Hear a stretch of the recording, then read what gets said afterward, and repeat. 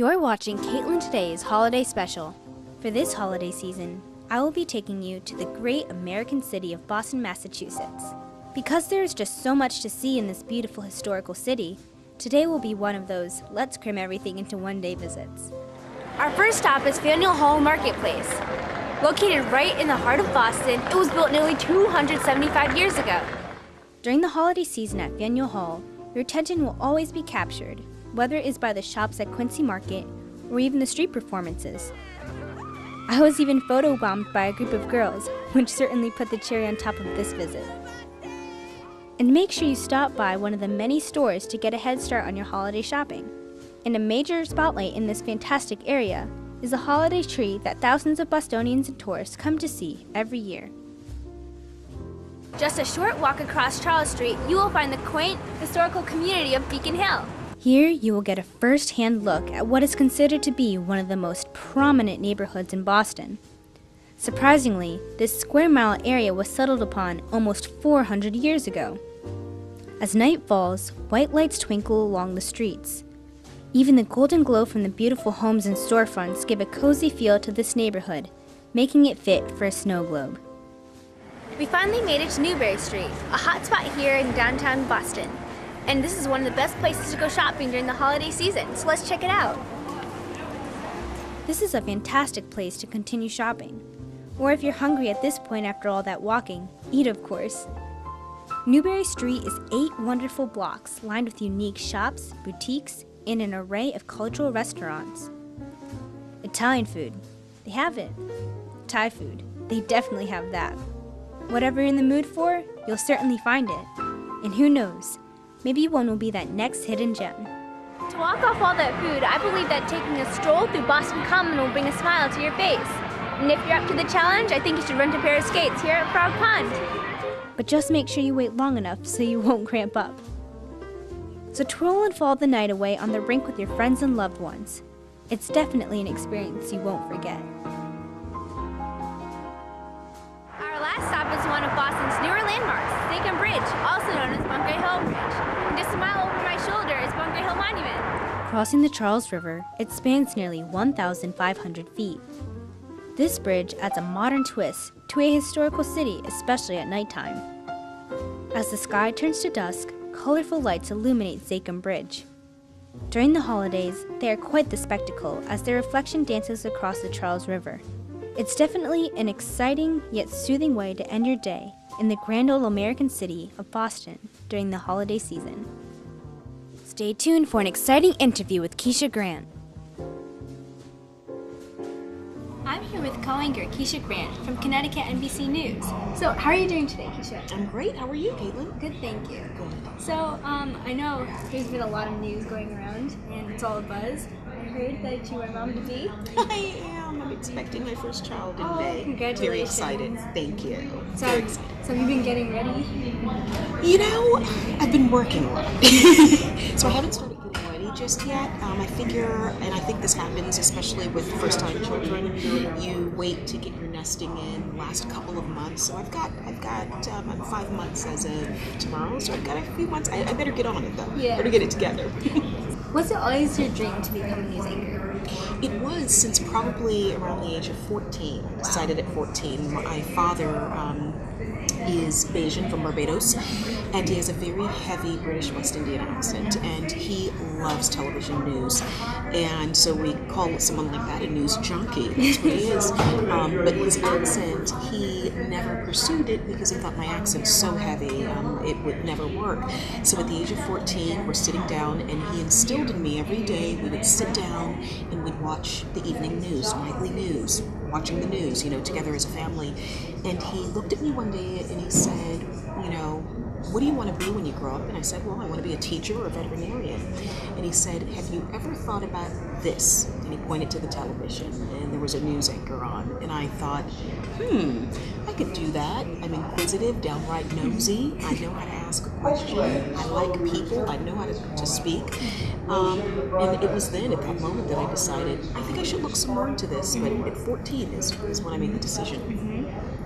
So, how major of a role did your parents play in you becoming a news anchor? I mean, I know you talked about your father, but how much did he push you, like, during your path to college? You know, he brought it up, I can honestly say, he brought it up at the age of 14, and he never said, you know, you'll take these courses, you'll go to this school, you'll do this. He just planted the seed. And that's really all that he had to do. I'm a huge daddy's girl. I, at my age, still talk to my father every single day, sometimes a few times a day. My mother as well. So my parents still, even at my age, instill a lot of pride in me, but also they influence a lot of the decisions that I make. So all along the way, I've got 18 years in this industry, and all along the way, they have silently in the background been that constant support. But I think it's made all the difference in the world. See? Take advice from your parents, folks. Now, bringing it back to your days in California, how different was reporting over there than it is in Connecticut on the East Coast? Probably like night and day. Prior to coming to Connecticut, and I've been in Connecticut, next month will be 11 years, I also worked in the Midwest. So I was raised on the West Coast, in the suburbs of Los Angeles, and I remember getting my first job. First I started out in cable, and then I went to my first broadcast job in Palm Springs, California, which, if you know anything about Palm Springs, it's the desert. So once I did 2 years there, I went on to my first job in the Midwest, which was in Columbus, Ohio, where they get snow. So I had to go from the heat of the desert to learning how to zip up a coat for the first time, like night and day. And so I think that spending some time in Columbus, Ohio in the Midwest prepared me for New England. 11 years later, here I sit, and it works, but there's some huge differences. Right. So I understand that you were out in the field before, and now you're at the desk. Absolutely. Which one do you like more? You know, I think that I like them both equally. I don't think you can do the latter without being able to effectively do the first. So what I'm saying is, if you want to be a news anchor, there is no such thing as being a news anchor without being a reporter first and foremost. I think as a news anchor, anyone can sit there and read the words scrolling on the prompter in front of them. Right. The times that you are called to task, and truly, is when there's breaking news and there is no prompter in front of you. We have had incidents where it happened right now. We get that call that there's breaking news. You grab a piece of paper, you grab a pen, you run out to the set, and for hours on end, you're ad-libbing. Right. You're working off of someone talking to you in your ear. You're working off of information and knowledge and perspective that you already have and know, and knowledge just of working in this market. But there are no words scrolling in front of you, and so those are the times that you have to employ your skills as a reporter. Finding out the who, what, when, where, why, and how. Those are the same skills that you use out in the field when you're interviewing people. Sometimes you may be doing it from behind the anchor desk, doing phone interviews, still trying to gather that information. But that's why I always say you cannot be an anchor effectively without first mastering your job out in the field, because you use those same skills, you just have to refine them and put them in a tighter package when you're sitting behind the anchor desk. And they call it an anchor for a reason. You're supposed to be holding it down. You're tossing to those reporters out in the field. They're live for 2 minutes, but essentially it's coming back to you. So, can you share your experience over the past few years with your NBC 30 family? Oh, it's been amazing. It has been, honestly, probably the best stretch of my career thus far. Like I said, in order to spend 11 years somewhere, it's got to be pretty special, especially in television news where you see people bounce around from year to year. You may see a face on the news today and not see them again tomorrow. So to spend 11 years here has been amazing. I was hired to anchor weekend evenings, and to be a main anchor now, you figure, okay, there's been some progression, but it's actually been great. I anchored weekend evenings for a year. Ratings were great. They promoted me to the morning show. Ratings were great again, even better. They promoted me, several years later to anchor nights, which in television news, the creme de la creme is anchoring the evening shows. That's what most people aspire to do if they're on the anchor desk, if they're behind the desk. Now, you talked about and Face being on possibly the next day. So, You, a mother to be, do you think you will continue your job as a news anchor after you have a year? Oh, without a doubt. People do this every single day. This is a part of life. But I think that having for so long television news has been and will continue to be my passion. We'll now have to find the mix of mixing in family and parenthood and being a mom. I'll have to find that delicate balance. But for so long, I've been so motivated, so focused, and so driven by this industry that I work in. I now need to find that delicate balance, which I'm not worried. I can definitely do it. But I think that's where the challenge will come in. You like challenges? I love challenges. I think that's what makes the world go round. If everything's easy and set before you, then you have no umph and no reason to get up and strive to be better, to do better, to help someone else. So you need those challenges.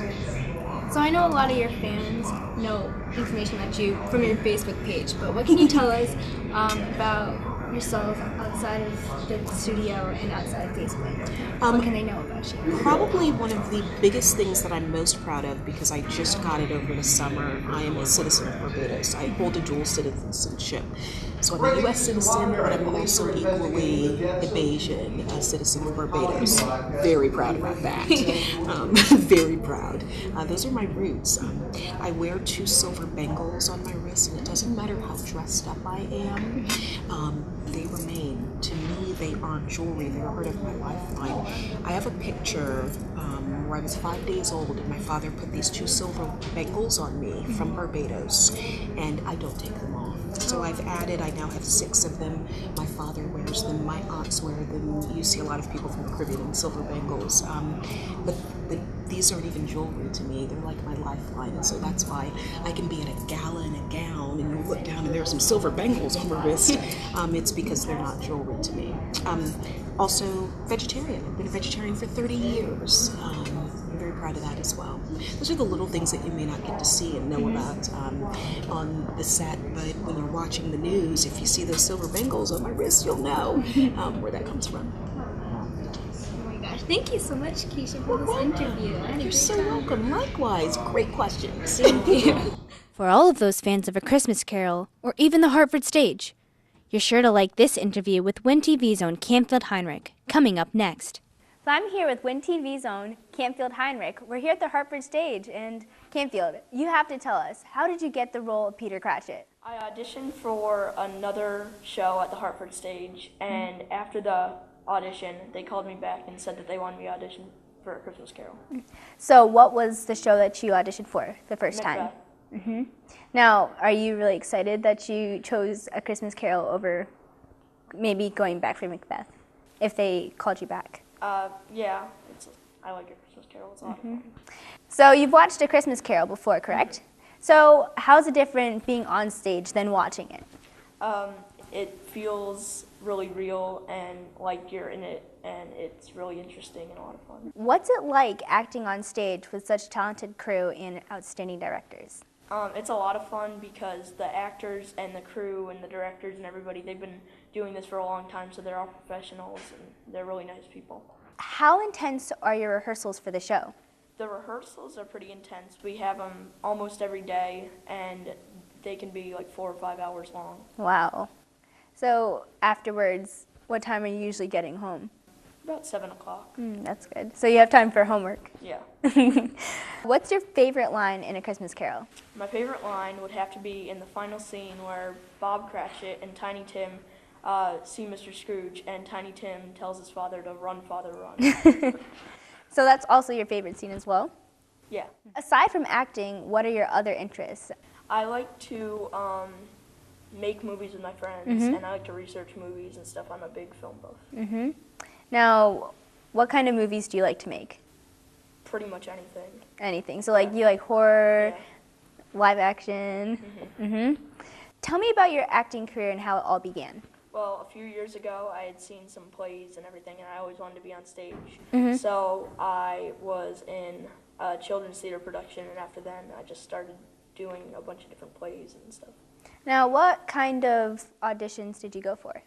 I auditioned for family stuff, I auditioned for Macbeth, A Christmas Carol, and then I auditioned for a horror movie, which will be coming out next year, and I got a role as a refugee. So how was that experience being on a movie set? That was fun, yeah. Do you think you're more likely to pursue a career on stage, behind the camera, or in front of the camera? Well, I like all three, so maybe a little bit of each. Now, if you were to be behind the camera, what would you like to do? I'd like to direct movies or produce them, or maybe a cameraman. Yeah. So maybe you'll have a collaboration with Max in the future? How are you able to fuel your passion for movie production and television production? Well, I do a lot at WinTV. I'm part of the middle school production club, and like I said, I like to make movies with my friends and stuff like that. So. What are some tips that you'd like to give to other young aspiring actors? Just audition for any audition that you hear about, and just practice acting, and maybe take some acting classes, because it'll really help. Well, thank you very much, Campfield, for joining us on Kaitlyn Today. Thank you. Hope to see you in the future on stage. Want to make a sweet treat for the holidays? Join me as Chef Renee and I bake up a storm in the Kaitlyn Today kitchen. I'm here with Chef Renee from Simply Fresh Foods on WinTV. So what are you going to help us make today? Ooh, today we're going to make German pancakes, which is typically a breakfast dish, but you can actually make it savory, or you can make it sweet, or you can serve it as a dessert, which is what we're going to do today. Yummy. What is the first step? Well, unlike the typical pancakes where we usually have like a baking soda, baking powder, or everything to make it rise, German pancakes are cooked in the oven, not on the stove. And while it will rise in the oven, which is the beautiful and unique thing about them, it'll also fall back down. So we're not going to use that. So we're going to start with these ingredients. We're going to mix our flour, eggs, sugar, salt, vanilla, butter, and then we're going to do a special topping of lemon juice, confectioner's sugar, and some strawberries and blueberries. How does that sound? Sounds delicious. Super, super. So first thing, it's important that your pan be very, very hot. And if you're using individual serving pans, they have to be really hot. So we recommend either a cast iron or something else like a pie plate. And you put it in the oven at a high temp for 10 minutes, maybe about 410, 425. You put it in there so it's super hot. So that's the first thing we're gonna do. Okay. And we're gonna use the cast iron skillet.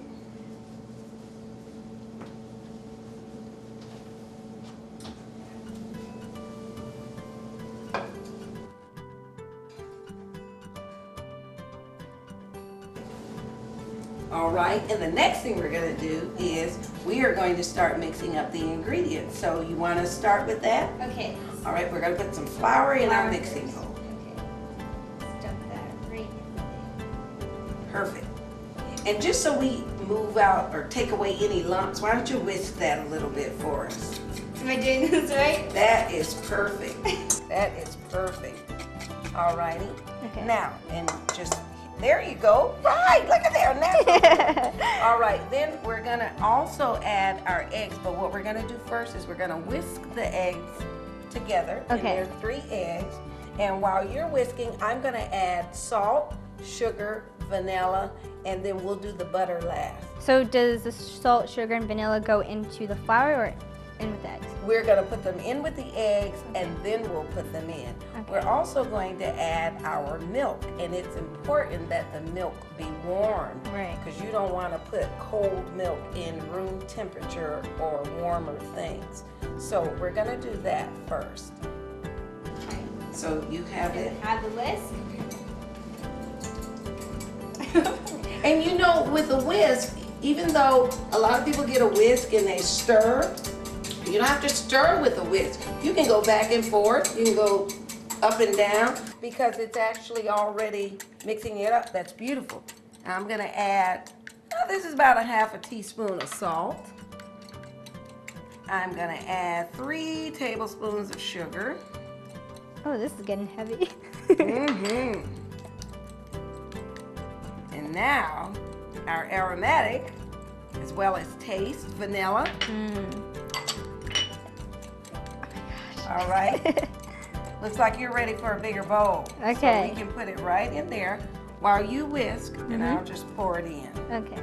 You ready? Yep. I like to pour right in the center, and that way you can add the flour in. You ready? Yep. There you go.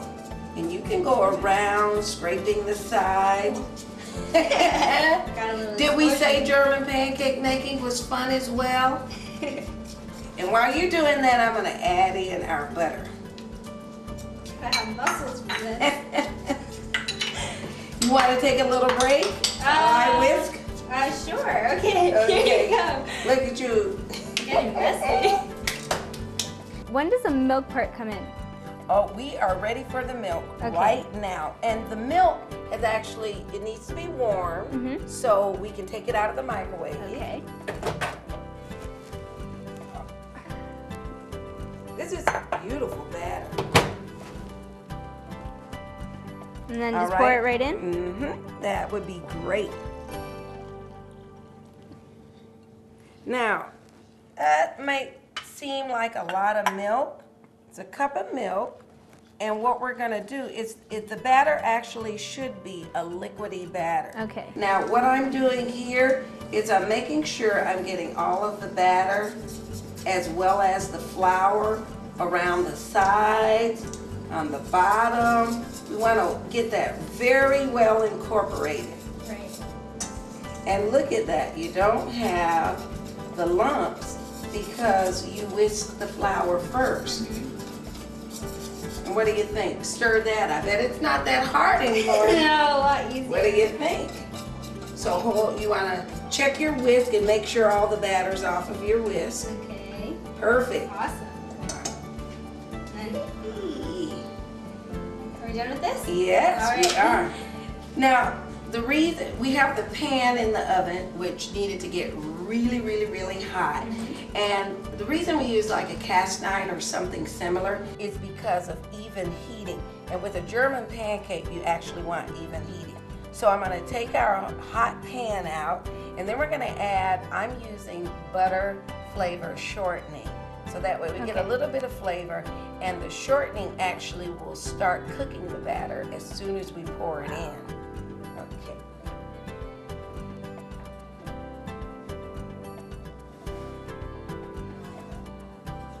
Gotta remember to be really careful. Okay. So how much of the shortening do we use? Let's just cut a little bit, maybe about half of that. Okay.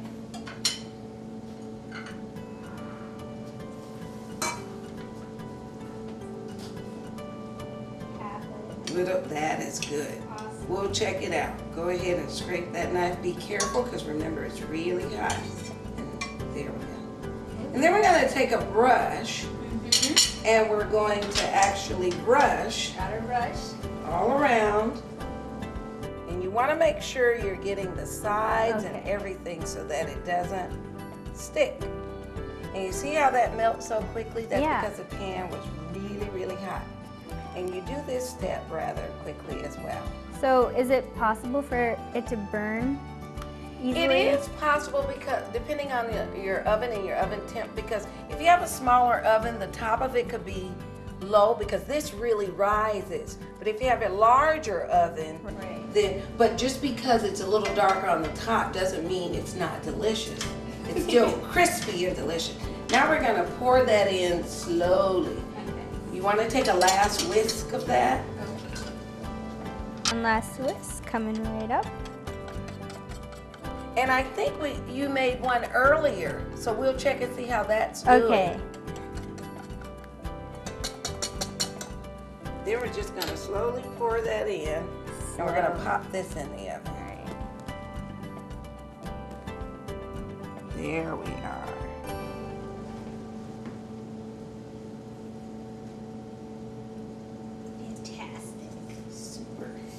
All right, so I'm gonna pop this in our 450 oven for 15 minutes, and then we'll actually, after 15 minutes, lower the temperature to 350, and that will then cause it to rise and finish cooking. Awesome. Okay.